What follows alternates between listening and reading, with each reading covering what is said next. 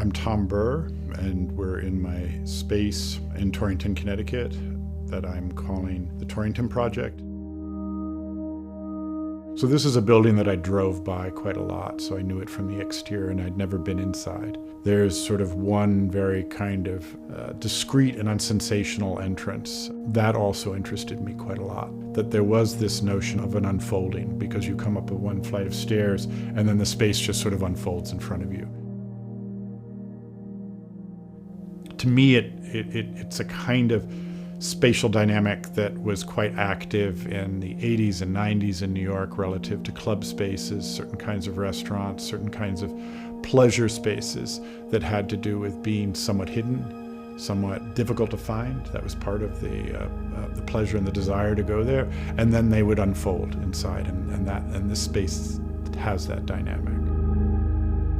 I wanted to make sightlines connections between 1989, 1999, 2009, 2019, and the present day. Eight Renovations is something that I wrote for a magazine as a magazine project in 1997, an Austrian publication. I wanted to give new life to. It's a series of 8 texts that describe spaces that were in flux in Manhattan. In the 90s, I was very interested in spaces that were in flux, constantly changing, whether it be spaces taken down, spaces being erected, gallery spaces shifting through neighborhoods, gentrification occurring, things being layered over other spaces. And the proposal within each one of these descriptive paragraphs, simply describing the space and some of that flux, was this idea of using sheetrock, the sort of sheetrock that's used in American bathrooms and kitchens. It's water resistant, it's green, and it was distinct. And it was always used in transitional spaces, or spaces that were slightly different than the other spaces in a building or a home. The project was never realized. Maybe it was never intended to be realized. I installed those texts here in the Torrington Project.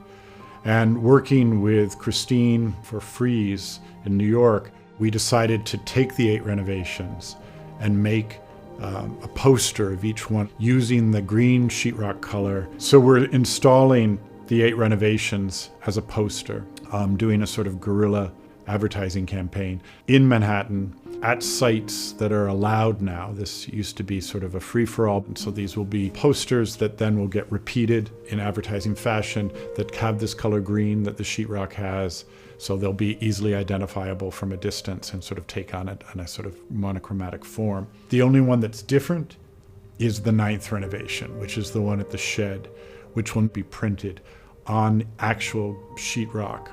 I wanted to add one to bring it back to where I am right now, back to the current moment. So the 9th one jumps forward and kind of completes it. One of the things that I was interested in talking about with that original set of renovations proposals was the connectedness of things. Nothing is existing in a vacuum. So the closing of a public restroom has everything to do at the same time with the emergence of a new affluent gallery district.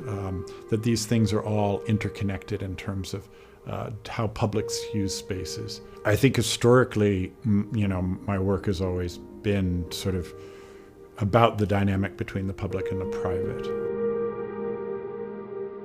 I'd thought about this before the pandemic, that I wanted to work with a large space in some way, but in a way differently than I have done in the past. I wanted to do it very much on my terms. I didn't want it to be an extension of one of my galleries. I didn't want it to be a part of another institution. And I didn't want it to be considered a studio in the classical sense. I didn't want it to be an artist-run exhibition space. I didn't want it to be an artist-run museum. I wanted it to touch on all of these histories, but be something other, something where I could gather together archival work, archival ideas, unrealized ideas, works that had been destroyed, works that had been forgotten, and bring those together in an evolving configuration here in the space, while at the same time creating new work.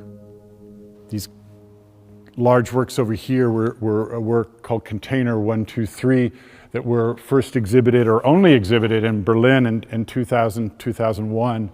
These are drawings from when I was in art school that sort of became unearthed during this process. This was a small city that seemed really quite rich with possibilities in terms of empty spaces. My work has always come out of certain traditions of site specificity. And this time I wanted to invert the equation to a certain degree and create the site where I am. I wanted to think about this idea of hosting. I wanted to quite literally bring people to where I was. It is within the constellation of the art world that I'm in. I think very much about the fact that this is somewhat remote, that there needs to be something of a journey to get here, a conscious decision to get here. The project it has a beginning and an end. This isn't a forever project. So this first year has been fairly hermetic, and then things, as people start to come, things will unfold, things will shift, things will change. Some things will leave, some things will come in, other collaborations will occur.